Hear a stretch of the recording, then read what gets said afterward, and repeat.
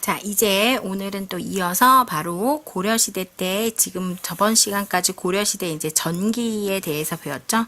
그래서 1170년 무신정변을 기준으로 그 전을 고려 전기, 그 후를 고려 뭐라고 하냐면 후기라고 하는데 오늘은 이제 고려 전기 저번에 역사를 봤어요. 그쵸? 역사에 대해서 봤는데 고려전기 10세기에서 11세기 고려 초기, 12세기에 이자겸의 난과 묘청의 서경천돈도까지 봤는데 이 시기 때 쳐들어온 민족이 있어요.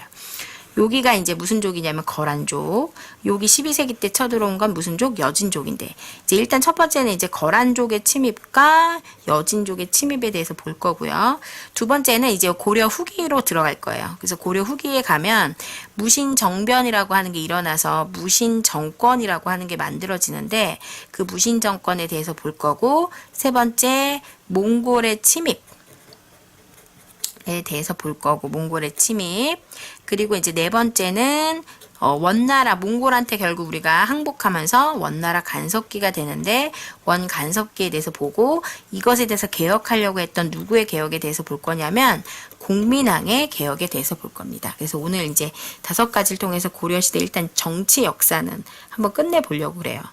일단 첫 번째 이민족 침입, 거란족과 누구의 대립? 여진족의, 그러니까 거란족과 여진족의 침입을 봤는데 거란족 침입과 여진족 침입을 구분하는 문제가 나오거든요. 그래서 10세기하고 11세기 때는 거란족이 침입하고 우리나라에 12세기는 여진족이 침입하는데 어떤 사건이 거란족 침입이고 어떤 사건이 여진족 침입인지 이것만 구분하시면 돼요. 자, 먼저 거란족 침입을 보자면 거란이란 애들은 총 몇 차에 걸쳐 쳐들어왔냐면 1차, 2차, 그리고 3차에 걸쳐 쳐들어오는데 1차 침입 때 서희가 말빨로, 그치? 서희가 외교 단판으로 어디 육지를 획득했다라고 하냐면 강동 육지를 획득했죠. 강동 육주. 그래서 이제 이 강동 육지의 위치를 물어보는 문제가 나와요. 강동 육주.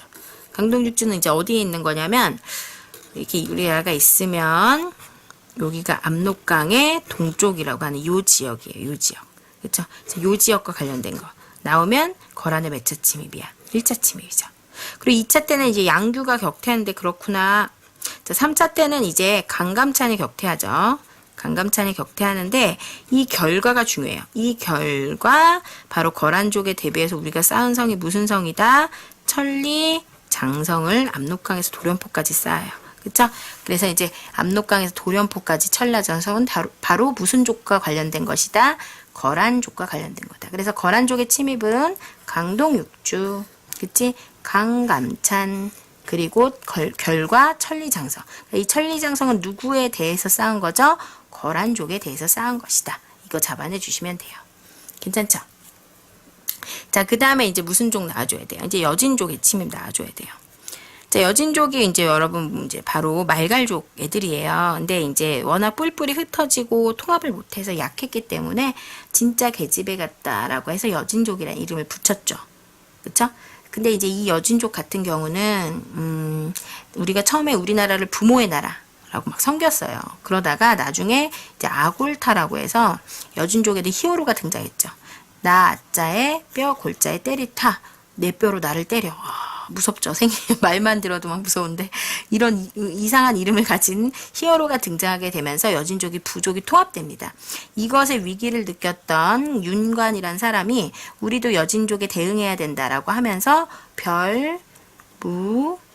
별무반이라고 하는 부대를 만들었는데 이 별무반은 여진족처럼 기병, 여진족이 이제 북방민족으로 얘네들이 말 타고 다니는 애들이거든요. 그래서 걔네들한테 반대하는 기병 군대, 바로 신기군을 양성하는 게 주요 목적이에요. 그래서 신기군, 그리고 이제 보조하는 신보군, 그리고 바로 승려, 바로 항마군으로 돼 있는 군사라고 할 수 있겠고요. 이런 별무반을 편성해서 여진족을 토벌한 후에 쌓은 성이 동북 구성입니다. 그러니까 여진족의 키워드는요. 별무반, 그리고 뭐다? 동북구성이라고 하는 게 나오셔야 돼요. 별무반, 동북구성. 자, 근데 이제 이 동북구성과 관련해서는요. 그림이 한 장 나올 거예요. 이 동북구성을 쌓을 때 경계가 되는 비석을 세웠는데 그게 그 비석을 쌓는 것을 그린 그림입니다. 척 척경 입비도라고 하는 그림이 있고요.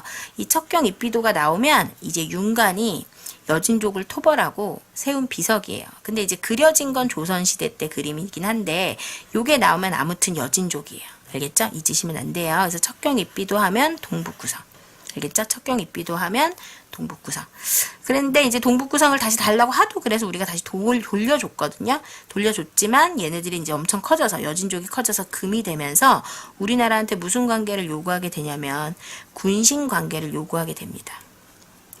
이것에 대해서 그 당시 집권했던 이자겸이 바로 이 군신 관계를 어떻게 했느냐? 수락하게 돼요. 그래서 이자겸이 어떻게 하게 되었다? 수락하게 되었다라고 하는 게 나와요.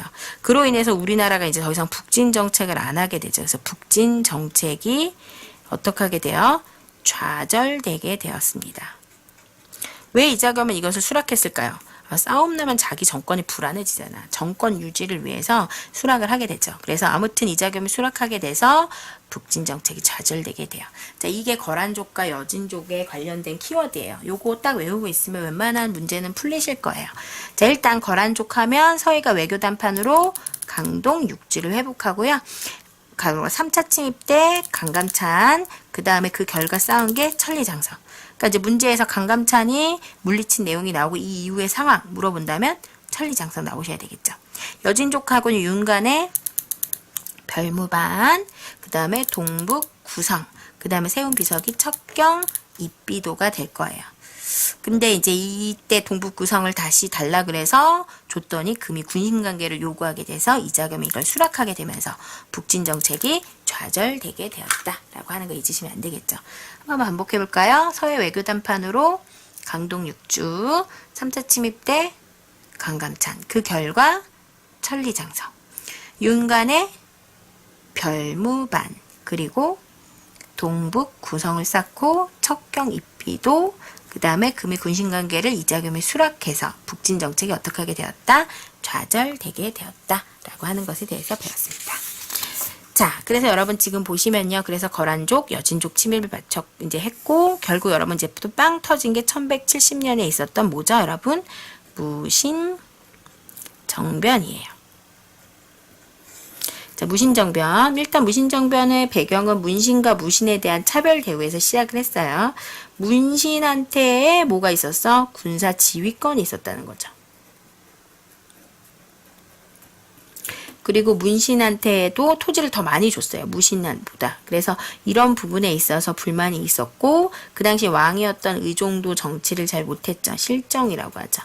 자, 이런 일로 인해서 일어난 것이 무신정변인데, 무신정변은 이제 그 앞에 정권이 이의방이라고 하시는 분이 있고, 또 정중부, 그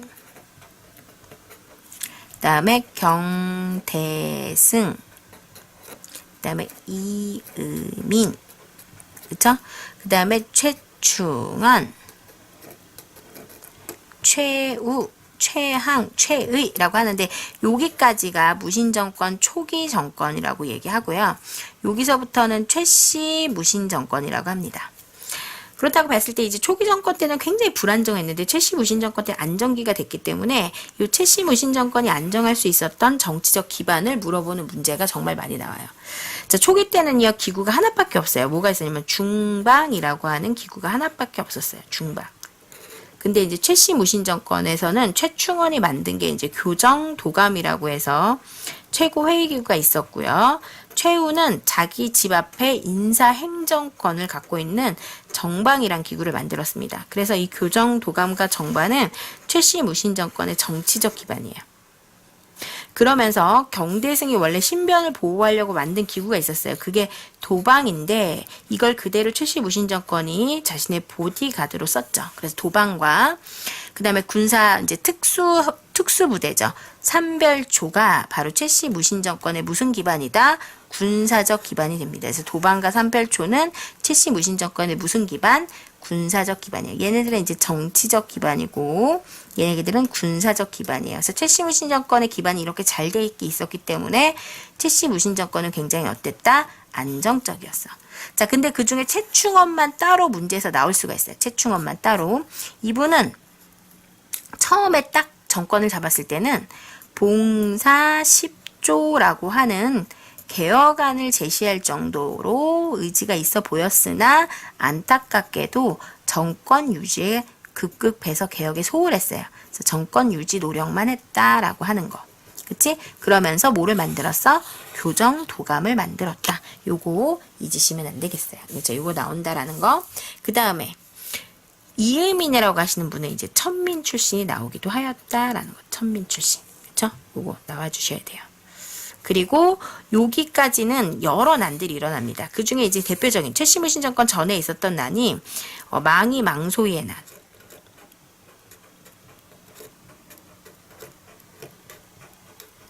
이게 이제 공주 명학 소의 난이라고도 하죠. 그래서 소가 결국 나중에 현으로 승격되는 계기가 돼요.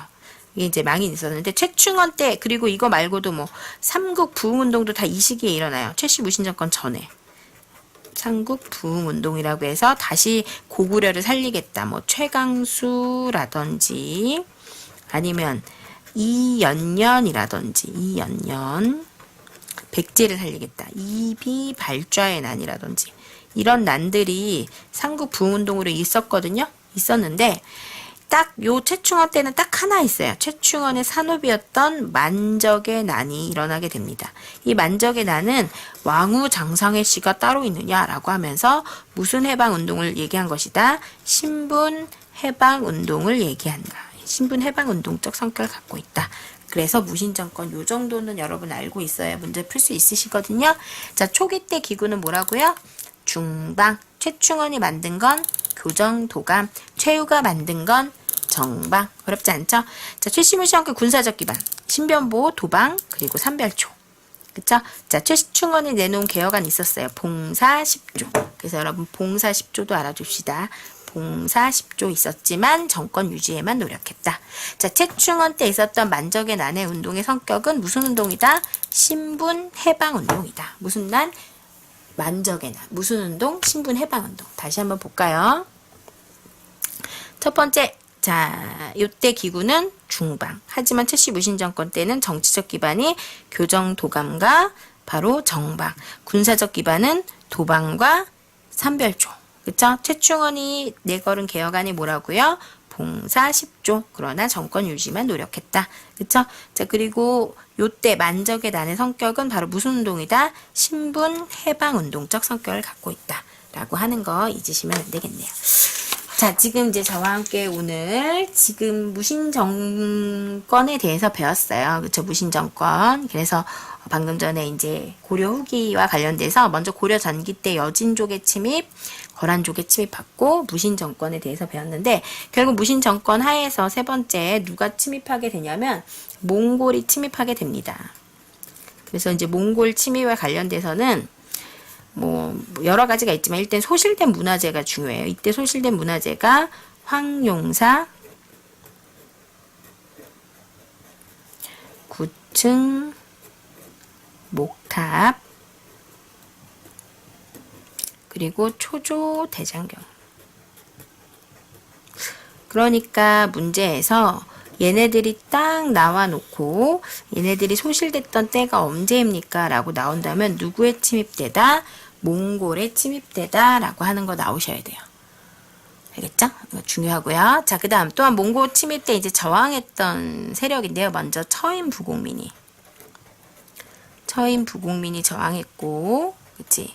김윤우라고 하는 승려가 적장 살리타를 사살하죠. 그래서 처인부곡민 그리고 충주 노비들 사료로 나오죠. 충주 노비의 저항. 그래서 열심히 저항했으나 우리는 결국은 나중에 개경환도를 해서 강화를 맺으면서 항복하게 되죠. 그래서 개경환도를 하게 되면서 항복하는데 중요한 건 이 개경환도에 반대했던 세력이 있어요. 이 세력이 바로 뭐냐면 삼별초라고 하는 세력이고요. 삼별초는 누가 주도했냐면 배중손이라는 사람이 주도했고 끝까지 개경환도에 반대해서 이제 대항했습니다. 대몽항쟁을 했는데 대몽항쟁 어디로 했냐면 먼저 강화도에서 항쟁을 하다가 어디로 갔죠? 진도 그리고 제주도로 이동합니다. 그래서 고려인의 무슨 의식을 알 수 있다? 자주의식을 알 수가 있다는 거죠. 그래서 개경환도에 반대한 세력 뭐라고요? 삼별초. 누구죠? 배중손이 주도했고 강화도 어디로? 진도 어디로? 제주도로 이주했다. 고려인의 무슨 의식? 자주의식을 알 수 있다라고 하는 거 나오셔야 되겠어요. 자, 몽골 침입 때 소실된 거 황룡사 구층 목탑이죠. 무슨 대장경? 초조 대장경. 그쵸? 그래서 황룡사 구층 목탑. 그 다음에 무슨 대장경? 초조 대장경. 처인부공빗과 충주 노비들의 저항과 개경환도에 반대한 세력이 바로 뭐라고요? 삼별총. 주도한 사람이 누구죠? 배중손. 이동 방향. 강화도, 진도, 제주도가 되겠어요. 강화도, 진도, 제주도. 그쵸? 그리고 무슨, 고려인의 무슨 의식? 자주의식을 알 수 있죠. 황룡사 구층 목탑. 무슨 대장경 소실? 초조 대장경 소실. 개경환도에 반대한 게 삼별초고요. 누가 주도했어요? 배중손. 강화도, 진도, 제주도. 무슨 의식 알 수 있어요? 자주의식 알 수 있습니다. 자, 이제 너무 중요한 거 할 거예요. 여기서 이제 꼭 나와. 바로 결국 개경환도로 해서 우리가 뭐가 되냐면 원나라 간섭기가 되는데 원의 간섭기의 모습을 물어보는 문제가 나옵니다. 일단 첫 번째, 우리나라를 예정하는 간섭기구죠. 정동행성이라고 하는 기구를 만들어요. 원래 동쪽을 정벌하겠다 해서 일본을 정벌하기 위해서 만든 기구였으나 일본 정벌이 계속 그 카미가제라고 해서 태풍을 신의 바람이라고 일본인들이 부르는데 이런 태풍 때문에 결국 성공하지 못해서 결국 정동행성은 우리나라 내정 간섭 기구가 되죠. 두 번째는 다루가치라고 하는 걸 파견해서 역시 내정을 간섭하고요. 세 번째는 관제가 격화돼요. 관제. 관리 제도가 격화가 돼서 관제 격화를 보여주는 대표적인 게 원래 우리가 이성육부잖아. 근데 그 이성육부가 이성이 합쳐져서 1부가 되면서 첨의부라고 하는 부서가 만들어지는데 그 첨의부로 격화가 돼요. 이성이 이름이 부로 격화가 된 거죠. 그래서 첨의부가 어떻다 저떻다 이렇게 나오면 원나라 간섭기예요. 원나라 간섭기 첨의부. 관제가 격화되고 네 번째 뭐 왕들의 이름 앞에 뭐 부마국이 돼서 충 모시기 공주랑 결혼해서 충 모자 붙은 건 당연한 거죠. 그리고 이제 네 번째는 몽골 풍이 유행하죠.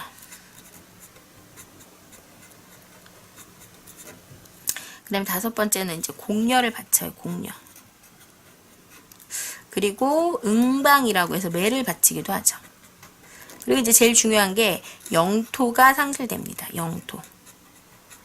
영토. 어디가 상실되느냐? 바로 철령 이북의 땅이라고 할 수 있는 쌍성 총각. 철령 이북의 땅에 자기들 행정구역을 박아놔서 결국 자기 땅을 만든 거예요. 그래서 쌍성 총간부. 서경 지역에 너무 저항이 심하니까 거기에 동쪽 편안하게 하겠다라고 하면서 동령부. 그리고 탐나 총간부. 제주도에 탐나 총간부라고 하는 것을 설치해서 우리 땅을 직접 지배했죠. 그래서 우리 영토가 상실되게 되었다. 라고 하는 거 나오셔야 돼요. 그리고 이제 여덟 번째는 바로 친원파 세력이죠. 바로 권문세족이 등장하게 됐습니다. 권문세족은 일단 원나라와 친했던 무슨 파 세력? 친원파 세력으로 대토지를 소유하는 세력입니다. 그쵸? 그래서 이렇게 여러분 외워두셔야 돼요. 자, 먼저 원나라 간섭기, 내정 간섭기 뭐라고요? 정동행성. 자, 그리고 내정기구 관리 누구 파견? 다루가치. 관제는 어떻게 돼? 격화되고 무슨 풍이 유행했어요? 몽골풍. 공녀, 그쵸? 응방, 영토가 크게 상실됐는데 뭘 보였죠? 쌍성총관부, 동령부, 탐나총관부. 지배층은 누가 돼요? 권문세족. 자, 다시 원나라 간섭기 때 내정 간섭기구는 뭐라고요? 정동항성. 누구 파견했어요? 다루가치. 관제는 격화돼서 무슨 부 만들었죠? 첨의부. 무슨 풍 유행했어요? 몽골풍. 그 다음에 공녀 바쳤고요.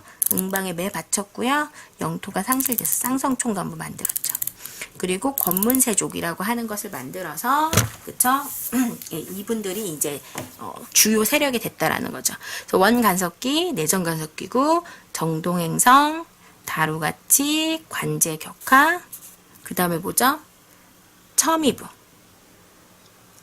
그 다음에 몽골 풍유행, 공녀, 응방, 쌍성총관부, 영토 상실했고요.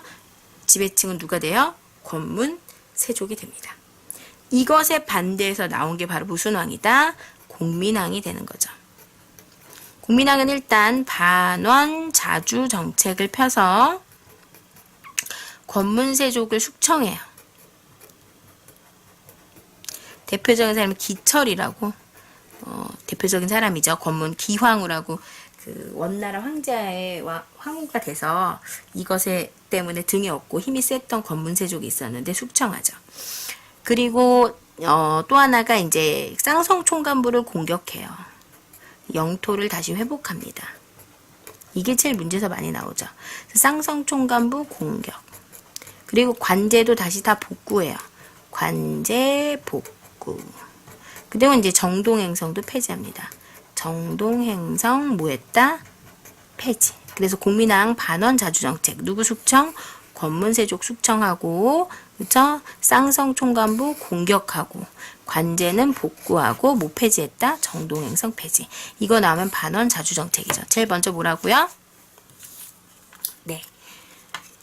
권문세족 숙청, 쌍성 총관부 공격, 관제 복구, 정동행성 폐지. 그쵸? 반원 자주정책. 권문세족 숙청, 쌍성 총관부 공격, 관제 복구, 정동행성 폐지. 그 다음에 반원 자주정책 말고 이제 무슨 정책이 있죠? 네, 내정개혁이 있어요. 내정개혁. 내정개혁으로는 바로 이제 정방을 폐지합니다. 그래서 정방 폐지. 정방 폐지. 그 다음에 왕권을 강화하게 한 거죠. 그리고 바로 신돈을 등용해서 전민 백성과 토지를 변별해서 정리하는 임시기구 전민 변정도감을 설치해서 역시 권문세족의 대토지를 몰수해서 바로 노비들에게 토지를 나눠줘서 양인으로 만드는 거죠. 자, 광종의 노비 양건법과 비슷하지만 그쵸? 이거는 권문세족을 죽이는 거죠. 그래서 요 전민 변정도감 나오면 내정개혁입니다. 사실 공민왕은 쌍전으로 외워서요. 쌍전이 뭐예요? 쌍성 총관부 공격과 전민 변정도감. 쌍성 총관부 공격해서 천령 이북의 땅을 회복하거든요. 여기지요. 그래서 이 지역을 획득한 왕이 업적하면 쌍전. 그쵸? 공민왕이 쌍성 총관부 공격, 전민 변정도감 나오셔야 돼요. 자, 그래서 정방 폐지하고요. 바로 나오셔야 돼요. 전민 변정도감을 설치해서 노비를 뭐로 바꿨다? 양인으로 바꿨다라고 하는 거 잊으시면 안 되겠어요. 그래서 공민왕, 그러지만 공민왕의 개혁은 결국은 실패합니다. 왜냐하면 고려 말기 때 홍건적 왜구가 자꾸 침입해서 어지러웠고 또 신진 세력이 미약했어요.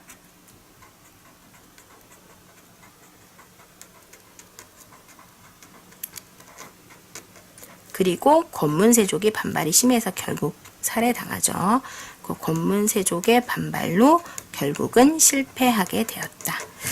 자, 다시 우리 정리해 보도록 하겠습니다. 오늘 이제 지금 방금 정리한 거 보시면 일단 첫 번째가 거란족과 여진족에 대한 서희 외교 단판으로 강동육주, 강감찬, 그 결과 천리장성, 윤가는 별무반, 그 다음에 동북부성, 척경 익비도로 이자겸의 군신각에 수락해서 북진정책 좌절되게 되었다.